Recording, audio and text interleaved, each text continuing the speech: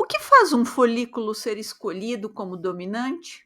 E por que o corpo da mulher se prepara para uma gravidez que talvez nunca aconteça? A resposta está na fisiologia do ciclo menstrual. Médicos, estudantes, profissionais da saúde e curiosos, esse é o resumo visual e técnico que você queria para revisar ou conhecer o ciclo menstrual de forma clara, científica e direta. Oiê, meu nome é Franciele Minotto, sou médica, ginecologista, obstetra e sexóloga. Estou aqui para te trazer só verdades sem tabus. Fica comigo nessa aventura científica para entender de uma vez por todas o ciclo menstrual e admirar cada vez mais o corpo feminino. Tudo começa na vida fetal da mulher. Isso mesmo, dentro do útero. A partir de 20 semanas de gestação, um processo biológico fascinante dá início à formação dos óvulos e à preparação do corpo feminino para a reprodução. Nós vamos entender passo a passo como isso acontece, do folículo primordial ao ciclo menstrual completo. Em nenhum lugar da internet você terá uma explicação tão clara e completa como essa. Fica comigo. Durante a vida fetal, a superfície externa do ovário é coberta por um tecido chamado epitélio germinativo, originado das cristas germinativas embrionárias. Conforme o feto feminino se desenvolve, os óvulos primordiais se diferenciam desse epitélio germinativo e migram para a região do córtex ovariano, a parte mais externa do ovário. Ao redor de cada óvulo, células fusiformes de estroma ovariano, tecido que suporta o ovário, se organizam, adquirindo características epitelioides, passando a se chamar de células da granulosa. Então, o conjunto formado pelo óvulo, envolvido por uma única camada de células da granulosa, é chamado de folículo primordial. Nesse estágio, o óvulo ainda está imaturo, ele não está pronto para ser fertilizado, sendo chamado de oócito primário.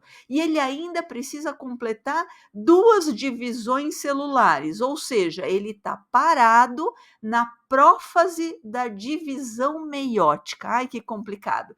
Mas quem estudou biologia sabe o que eu estou falando. Durante toda a infância, os ovários permanecem inativos. Isso ocorre porque quase nenhum FSH, hormônio folículo estimulante, ou LH, hormônio luteinizante, é secretado pela hipófise, uma glândula que fica no cérebro. As células da granulosa, aquela única camada de célula da granulosa que envolve o oócito, nutrem o oócito e liberam um fator inibidor da maturação, mantendo ele na fase de latência. Lá entre 9 e 12 anos de idade, a hipófise começa a secretar mais hormônio folículo estimulante, o FSH, e também o LH, o hormônio luteinizante. E isso vai iniciar os ciclos sexuais mensais, ou os ciclos menstruais mensais, que geralmente começam entre os 11 e os 15 anos. Esse período é chamado de puberdade e a primeira menstruação é conhecida como menarca. Então, após o início da puberdade, o FSH e o LH estimulam os ovários, alguns folículos começam a crescer.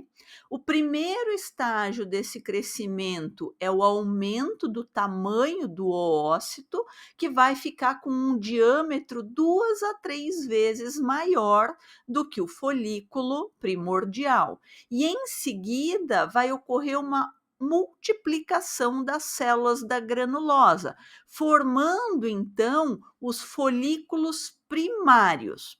Então, resumindo, até a puberdade, as meninas têm o folículo primordial, que é um oócito que precisa ainda sofrer duas divisões celulares para ser considerado maduro e está envolvido por uma camada de células da granulosa, que são as células do córtex ovariano. A própria célula da granulosa libera um fator inibidor de maturação do oócito até que a puberdade se inicie.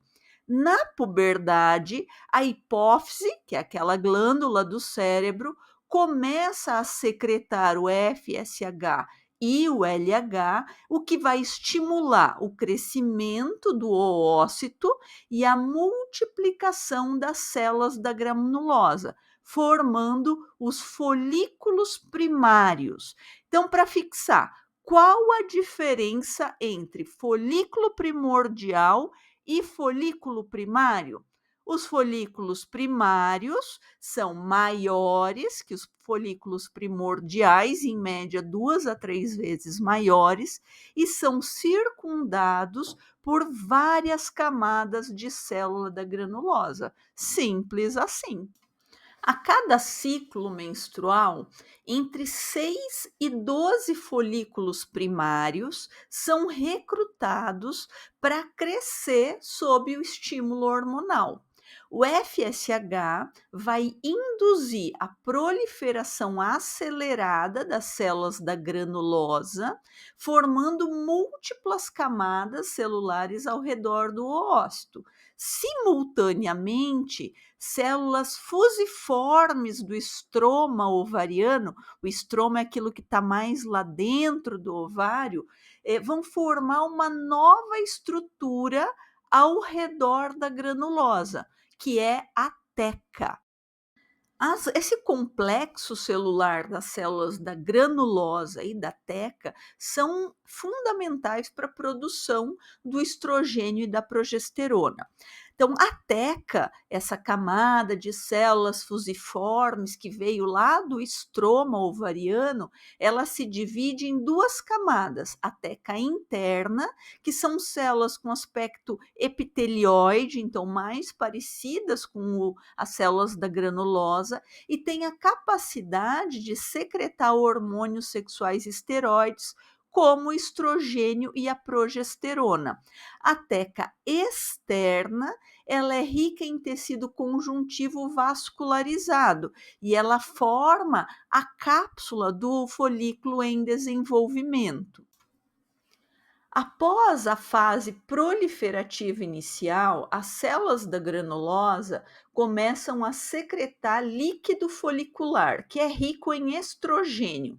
Esse líquido se acumula dentro do folículo, formando uma cavidade chamada antro. E a partir daí, a gente passa a chamar o folículo de folículo antral. Esse estágio, ele marca o início da maturação folicular avançada rumo ao folículo pré-ovulatório. Mas é importante lembrar que nem todos os folículos recrutados, aqueles 6 a 12, vão completar o desenvolvimento. Normalmente, apenas um folículo dominante prossegue até a ovulação. Os outros vão sofrer atresia, ou seja, vão ser reabsorvidos. Após a formação do antro e o estabelecimento do folículo antral, o processo de maturação entra numa fase de crescimento acelerada, formando os chamados folículos vesiculares ou pré-ovulatórios. Esse crescimento depende de alguns fatores. Então, o folículo em crescimento vai secretar o estrogênio aumenta o número de receptores de FSH nas células da granulosa e isso vai gerar um ciclo de amplificação. Então, quanto mais estrogênio, mais receptores, mais sensibilidade ao FSH, mais proliferação celular. A partir daí, o FSH e o estrogênio juntos vão induzir a expressão de receptores de LH, de hormônio luteinizante, nas células da granulosa. Assim, além do FSH, o folículo também vai passar a responder ao LH, intensificando a atividade hormonal e a maturação. A alta concentração de estrogênio e agora também de LH, do hormônio luteinizante, vão promover uma proliferação das células da teca com isso um aumento na produção dos esteroides sexuais, como progesterona e andrógenos precursores de mais estrogênio. Então, esse conjunto de estímulos acelera o amadurecimento folicular, preparando um dos folículos, o folículo dominante, para ovulação. Então, a combinação de feedback positivo, receptores hormonais adicionais e a interação entre estrogênio e LH são fundamentais para esse processo evolutivo. Após aproximadamente uma semana de crescimento folicular, vai ocorrer um momento decisivo, que é aquela escolha do folículo dominante. Um único folículo, normalmente, entre os 6 a 12 em desenvolvimento, vai começar a crescer mais rapidamente. Então, os outros 5 a 11 folículos vão sofrer involução, que é um processo chamado de atresia. Mas por que só um folículo continua? Lógico que quando a gente tem gêmeos bivitelinos, são 2 óvulos, que é uma coisa rara, não é o que acontece normalmente, porque normalmente só um folículo vai chegar à ovulação. No caso de gêmeos bivitelinos, são 2 folículos que chegam à ovulação. Então, a explicação por que só um folículo normalmente continua, ainda não é completamente conhecida, mas existe uma hipótese para explicar isso. Então, a hipótese mais importante sobre isso é que o folículo que vai crescer mais rápido, começa a secretar grande quantidade de estrogênio. Essa grande quantidade de estrogênio vai fazer um feedback negativo lá no hipotálamo. O hipotálamo é uma glândula que vai estimular ou não a hipófise a produzir o FSH. Então, quando eu tenho um feedback negativo, quer dizer, quanto mais estrogênio eu tenho, o hipotálamo fala: ah, tá bom, vamos parar de estimular a hipófise. Então, isso vai atuar no hipotálamo, ele vai diminuir os pulsos de GNRH e vai inibir a secreção de FSH pela hipófise.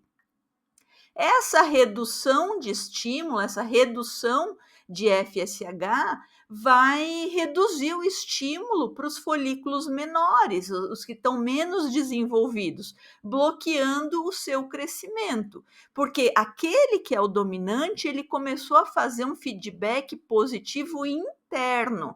Lembra que eu falei lá no começo que internamente, quanto mais estrogênio, mais estímulo para a granulosa fazer sensibilidade dos receptores de FSH, e isso faz um feedback positivo interno e faz um feedback negativo externo. Então, os outros vão ser bloqueados. Então, o folículo dominante, ele mantém o crescimento pelos seus próprios efeitos internos, pelo feedback positivo interno, mais receptor, mais sensibilidade hormonal. E os outros folículos param de crescer e entram em degeneração.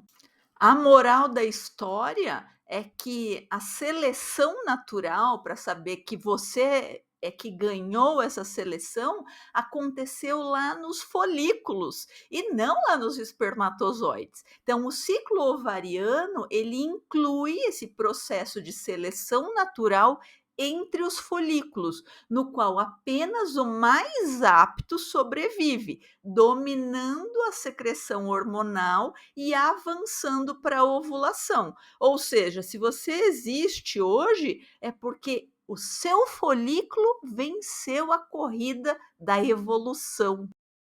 Complexo, né, mas muito interessante.